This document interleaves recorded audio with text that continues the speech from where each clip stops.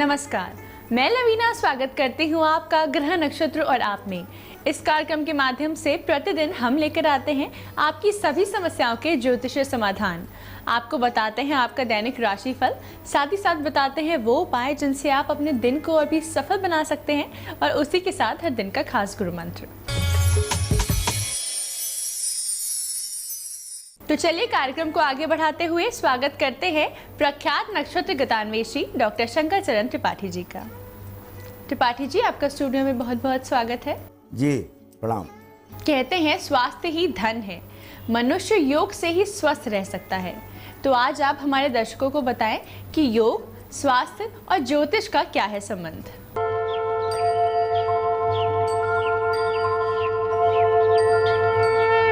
योग और यौगिक क्रिया के उपरांत अच्छा स्वास्थ्य की प्राप्ति, फिर उसका ज्योतिषीय आधार क्या है। योग बिना सूर्य के संभव नहीं। जैसे पत्तियों में होने वाला फोटोसिंथेसिस क्लोरोफिल बनाता है, तभी पत्तियां हरी रहती हैं, यानी पेड़ का स्वास्थ्य अच्छा है। उसी प्रकार से योग करने पर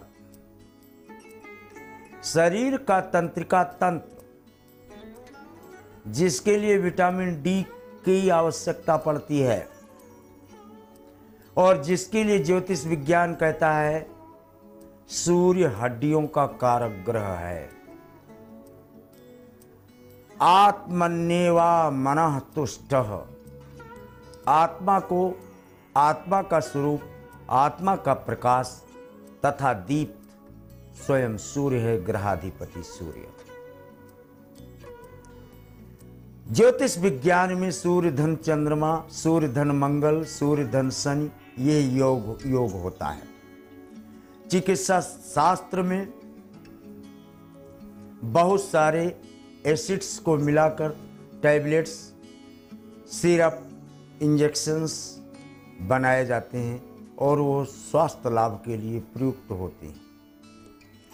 लेकिन इन दोनों से इतर योग कर्मसु कौशलम, योग केवल शारीरिक क्रिया नहीं है, कर्मों की श्रेष्ठता और उसके बाद सिद्धि, ये योग का प्रमुख उद्देश्य है।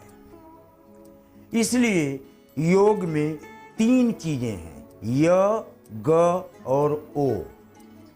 ओ शब्द ही सूर्य का द्योतक है, यानी यौगिक क्रियाओं का प्रमाण दिन में ही किए जाने का आधार वेदों ने सिद्ध किया है। ओम इत्यंतर नदति नियतम यह प्रतिपाणि शब्दो ओ, वाणी अस्मात् प्रसरति परा शब्द तन्मात्र गर्भा, यानी यौगिक क्रिया जातक की गर्भ से ही प्रारंभ हो जाती है। जब माता के गर्भ में उल्टा टंगा होता है, उस समय ये जीवात्मा, ये जातक जो उल्टा माता के गर्भ में होता है, ये सीधे सीधे सिद्धासन पर होता है, शीर्षासन पर होता है, जिसके कारण त्रयी जन्मा त्रयी प्रपन्ना त्रयी तो शरणागति त्रयी कार्य विनिच्छेदौ योग कर्म सुकौशल। बाल्यावस्था में ही उल्टा टंगा हुआ ये बालक शीर्षासन के प्रमाण से 84 लाख योनियों की स्मरण शक्ति मस्तिष्क में विद्यमान और what you call revitalisation of memory.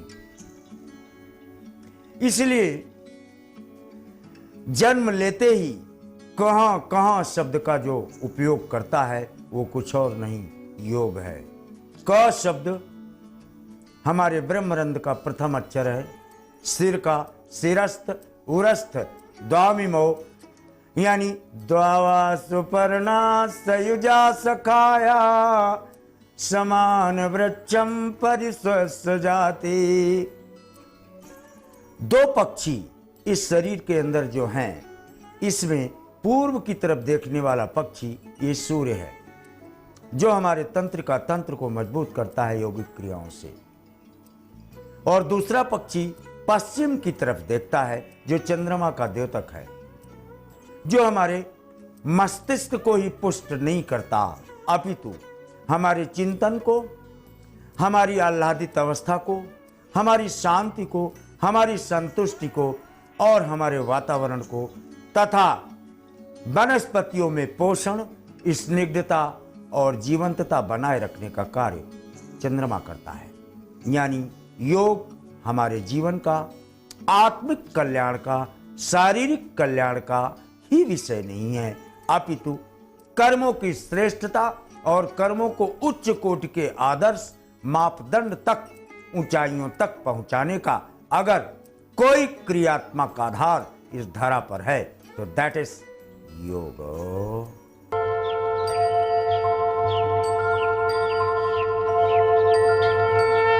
आपने हमारे दर्शकों को स्वास्थ्य, योग और ज्योतिष के संबंध के बारे में बताया। जैसा कि हम योग के बारे में आपसे जानकारी ले रहे हैं, तो अब हम आपसे जानना चाहेंगे कि भगवान श्री कृष्ण को महायोगी क्यों कहा जाता है।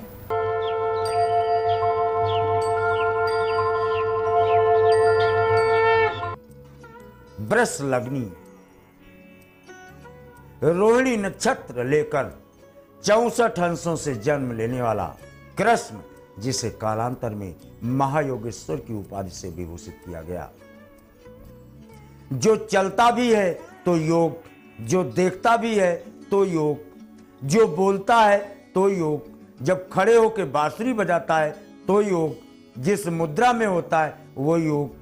यानी अगर कृष्ण के रूप को देखा जाए और उनके क्रियाकलापों को देखा जाए तो 84 प्रकार के योगों का सृजन केवल उनकी भावनात्मक और बाहरी आवृत्तियों की मुद्राओं से स्पष्ट हो जाता है। इसलिए कृष्ण को महायोगेश्वर की उपाधि से विभूषित किया गया। योग में ही उल्टा करो, गाय गो गयो, गाय गो गयो, गो गोचर जा लगी मन जाई। मन को नियंत्रण करने की शक्ति योग में है। असो सब माया और जाने उबाई। माया को उल्टो यमा यमा, यानी नकारात्मक चिंतन। शरीर के अंदर जब तक नकारात्मक चिंतन का आधार और उसकी पृष्ठभूमि बनी रहेगी, उसको हटाने के लिए शरीर से यौगिक क्रियाओं का परिहार के रूप में, परिष्कार के रूप में, शुद्धिकरण के रूप में, और शारीरिक शुद्धि ही नहीं अपितु मानसिक शुद्धि, दृष्टि शुद्धि, वैचारिक शुद्धि, आत्मिक शुद्धि, परिवेशिक शुद्धि, पर्यावरण शुद्धि, वातावरण शुद्धि, इन समस्त 11 प्रकार की शुद्धियों का मूल निवृत्तात्मक आधार देने वाला इस धारा पर महायोगेश्वर कृष्ण ने सिखाया कि देखो, जिस दृष्टि को देखो यौगिक दृष्टि से देखो, जिस वाक्य को बोलो यौगिक वाक्य को बोलो, और जिस कार्य को करो उसमें यौगिक क्रिया समुच्चय के रूप में विद्यमान रहनी चाहिए। जैसे उनके द्वारा महायोगेश्वर द्वारा दिया गया संदेश, गुणाकेश सर्वभूतानि यंत्र यंत्र रूढ़ानि माया, यंत्र आरूढ़, यानी शरीर एक यंत्र है और उस पर आत्मा रूपी सूर्य रूपी आरूढ़ रथ चलाने वाला ये रथी जब यौगिक क्रियाओं का आधार बना लेता है तो वो अपने शरीर को ही पुष्ट बलिष्ठ नहीं करता, अपितु वातावरण में जो आज global warming, ionosphere, green house effect जो हो रहे हैं, अत्यधिक सांसें हम ले रहे हैं, हमें 21,600 सांसें लेना चाहिए, जबकि अत्यधिक श्रम के कारण हम 24,600 सांस ले रहे हैं। 300 सांस हर व्यक्ति कर्जे के रूप में वातावरण से ले रहा है, जिससे वायु तत्व में कार्बन डाइऑक्साइड की अधिकता और ऑक्सीजन की कमी होती हुई चली जा रही है। नाइट्रोजन और फास्फोरस जैसे तत्व कम होते चले जा रहे हैं, जिससे पृथ्वी की भी उर्वरा शक्ति खत्म हो रही है। इस कारण से हमारे द्वारा निश्चित जो कार्बन डाइऑक्साइड है वो कम हो, इसके लिए यौगिक क्रियाओं से हम सांसों को 21,600 तक सीमित रखकर अपनी शरीर को ही स्वस्थ नहीं रख सकते, बल्कि 120 वर्ष की आयु भी प्राप्त कर सकते हैं स्वस्थ रहकर और पूर्ण स्मरण शक्ति के साथ। ऐसा चमत्कारिक प्रमाण इस महायोगेश्वर कृष्ण ने इस योग के माध्यम से संदेश दिया है।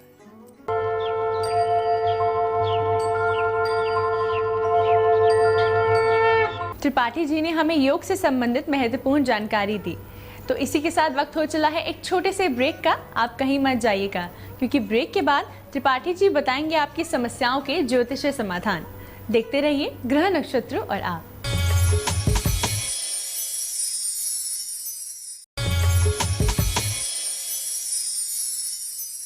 ब्रेक के बाद स्वागत है आपका ग्रह नक्षत्र और आप में। तो इसी के साथ वक्त हो चला है आज के पहले कॉलर से जुड़ने का। आइए जानते हैं उनकी क्या समस्या है। प्रणाम गुरुजी, मेरा नाम अंशु जैन है। मेरी डेट ऑफ बर्थ है 21 नवंबर 82 6 AM सवाई माधोपुर। गुरुजी, मेरी 2012 में शादी हुई थी। जब से शादी हुई है तब से मैं अपने पति और अपने ससुराल वालों से बहुत परेशान हूँ। मेरा एक 4 साल का बेटा भी है। 1 साल से मैं पीहर में रह रही हूँ। मेरी शादीशुदा लाइफ ऐसी ही चलेगी या कोई सुधार होगा? इसका कोई उपाय बताइए, धन्यवाद। तुला मकर उत्तरा साढ़ा देवलोक से आए हो, और देवलोक से जो भी आया उसकी दुर्गति इस धरती में हुई है। चाहे राम आए हो, चाहे सीता, चाहे कृष्ण, चाहे पैगंबर, चाहे गुरु नानक। तो इसलिए उसकी जलालत तो छोड़ो, आपका तलाक नहीं है। हाँ, एक काम जरूर कर लो, मामा के यहाँ का मिट्टी, मामा के यहाँ के मंदिर की भस्म, या मामा के यहाँ का 1 आध रुपया, या वहाँ का वस्त्र, कुछ भी प्राप्त कर लो और इसको अमानत के रूप में अपने पास रखो। फिर गृहस्थाश्रम आपका ठीक चलना प्रारंभ हो जाए। तो इसी के साथ वक्त हो चला है हमारे अगले कॉलर से जुड़ने का। पंडित जी प्रणाम, मैं सुमन सी बोल रही हूँ। मेरा जन्म तिथि मालूम नहीं है। मेरा लगभग 44 साल की है। भगवा बिहार से बोल रही हूँ। मेरा तबीयत ठीक नहीं रहता है। दोनों पैरों में दर्द रहता है। दवाई कराने से भी ठीक नहीं हो रहा है। कोई जोशी उपाय बताइए पंडित। कुंडली आपकी है नहीं, 44 की संख्या आपने दी है। सुमन सिंह आपका नाम है। समन दक्षिण पूर्व के कोने पर आपका शयन कक्ष है। पूर्व पश्चिम आपका इस समय बेड है। दाहिने हाथ में खिड़की है, बाएं हाथ में आपका बाथरूम। इसको जरा ट्विस्ट कर दो, यानी अपने बेड को दक्षिण सिर करो, उत्तर पैर कर दो। ऊर्जा आपकी उसी वक्त आराम दे और आपको शरीर में सुख की प्राप्ति, पीड़ा से रहित अनुभव महसूस करने लगे। आइए जानते हैं हमारे अगले कॉलर का क्या प्रश्न है। गुरुजी प्रणाम, मैं पटना बिहार से बोल रही हूँ। मेरा नाम निर्मला सिन्हा है। मैं अपने बेटे के बारे में पूछना चाहती हूँ। उनका नाम शशि रंजन कुमार है। जन्म तिथि 23/12/1982 है। सुबह में 5:17 भोर में। मैं उनके शादी के बारे में पूछना चाहती हूँ। उनकी शादी बहुत लेट हो रहा है। उनकी शादी कब और कहाँ, कैसी लड़की होगी? गुरुजी, कोई उपाय है तो बताएं। वृश्चिक मीन पूर्वाभाद्रपद अंधत्व बृहस्पति का जो उपाय मैंने पहले बताया उसे तत्काल कर दो। 77 दिन नहीं बीत पाएगा, शादी फाइनल हो जाएगी। बहू का नाम मैं बता देता हूँ। इनका नाम शशि है। शशि बेट्स पापा बाबा माँ। देखते हैं हमारे अगले कॉलर कौन है। गुरुजी प्रणाम, मैं अनिरुद्ध शर्मा बोल रहा हूँ। मैं झांसी से बोल रहा हूँ। मेरा डेट ऑफ बर्थ 19/9/1990 है। 8:30 AM पर बॉर्न हुआ था। और मैं अपनी नौकरी के बारे में जानना चाहता हूँ कि मेरी नौकरी कब तक लग जाएगी। तुला कन्या उत्तरा फाल्गुनी नौकरी के लिए आपने जो आवेदन दिए हैं उनके प्रमाण 16 अगस्त से आपको सकारात्मक दिखने प्रारंभ हो जाते हैं। 2 रिजल्ट आपके यट अवेटेड हैं। आइए देखते हैं हमारे अगले कॉलर का क्या प्रश्न है। पंडित जी प्रणाम, मैं उर्मिला भोजवनी चित्तौड़गढ़ राजस्थान से बोल रही हूँ। मेरा डेट ऑफ बर्थ 4/1961 है। सुबह 4 बजे भोपाल MP में। मेरे को ये पूछना है कि मेरे घर में मांगलिक कार्य नहीं हो रहे हैं। मेरे दोनों बच्चे शादी के लायक हो गए और कोई उपाय हो तो बताइए पंडित जी प्रणाम। कुंभ मिथुन मृगशिरा। अरे माता, पहले हम बता चुके हैं, द्वादश बृहस्पति में बड़ों की नहीं चल पाती। काशी विश्वनाथ के दर्शन करा लाओ अपनी औलादों को। दोनों का मांगलिक कार्य तत्काल सिद्ध हो जाएगा। तो इसी के साथ वक्त हो चला है आज के आखिरी कॉलर से जुड़ने का। आइए जानते हैं इनका क्या प्रश्न है। गुरुजी प्रणाम, मैं शिखा बोल रही हूँ, रांची झारखंड से। मेरा क्वेश्चन मेरी बहन के बारे में है जिसका नाम है Deepa Dubey. Date of birth है 13 अप्रैल 1991, शाम के 5 बजे रांची में। मेरा प्रश्न है कि उनकी शादी नहीं हो रही है। 2-3 साल से ट्राई कर रहे हैं लेकिन नहीं हो रही है। प्रश्न है कि कहाँ होगी शादी और किसके साथ होगी, कब होगी? धन्यवाद। कन्या मीन उत्तरा भाद्रपद। पीली मछलियां प्लास्टिक की, जिंदा नहीं। ले आओ, पानी में डाल दो, जहाँ ये भाई आपका सो रहा है, हाँ, वहाँ उत्तरी पूरी कोने में पानी भर के उसी में मछलियाँ डाल दो। 9 चौको 36 दूना 72, 27 दिन न्यूनतम, 72 दिन अधिकतम में शादी फाइनल हो जाएगी। त्रिपाठी जी, आपकी आज की उपस्थिति के लिए आपका बहुत बहुत धन्यवाद। जी, बड़ा। तो इसी के साथ वक्त हो चला है एक और छोटे से ब्रेक का, पर आप कहीं मत जाइएगा, क्योंकि ब्रेक के बाद आचार्य राजेश जी बताएंगे कि योग से संबंधित क्या है गुरु मंत्र में खास। साथ ही साथ 12 राशियों के जातकों के लिए कौन सा योग होगा शुभ। देखते रहिए ग्रह नक्षत्र और आप।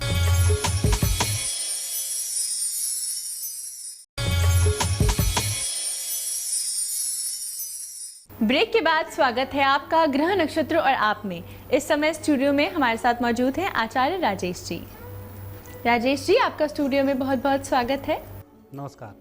आज है दिनांक 21 जून और दिन है मंगलवार। आइए जानते हैं क्या कहता है आज का पंचांग। आषाढ़ मास कृष्ण पक्ष एकम तिथि मंगलवार का आज दिन है। शुभ समय दोपहर 12 बजे से दोपहर 1:30 तक, राहु काल दोपहर 3 बजे से दोपहर 4:30 तक। आज चंद्रमा रहेंगे धनु राशि में। जैसा कि आज है अंतर्राष्ट्रीय योग दिवस, तो आइए जानते हैं योग से संबंधित क्या है गुरु मंत्र में खास।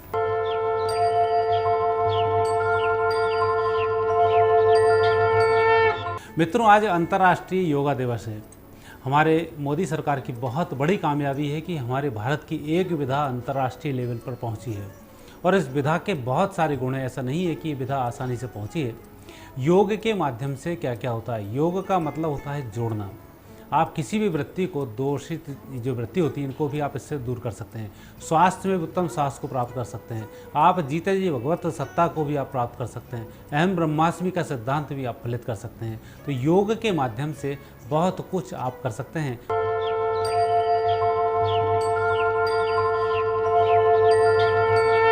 तो ये था आज का गुरु मंत्र। 12 राशियों के जातक कौन से योग से रह सकते हैं स्वस्थ, आइए जानते हैं आचार्य राजेश जी से। मेष राशि वाले व्यक्तियों को सूर्य नमस्कार बहुत फलित होता है। आपकी जंघाएं मजबूत होती हैं और आपकी एकाग्रता भी बढ़ती है। वृषभ राशि। वृषभ राशि वाले व्यक्तियों को बैठने वाले आसन सदैव ही फलित होते हैं। आपको उनका अभ्यास जारी रखना चाहिए। मिथुन राशि। मिथुन राशि वाले व्यक्तियों को प्राणायाम बहुत फलित होता है। आपके लंग्स मजबूत होते हैं और एकाग्रता भी बढ़ जाती है। कर्क राशि।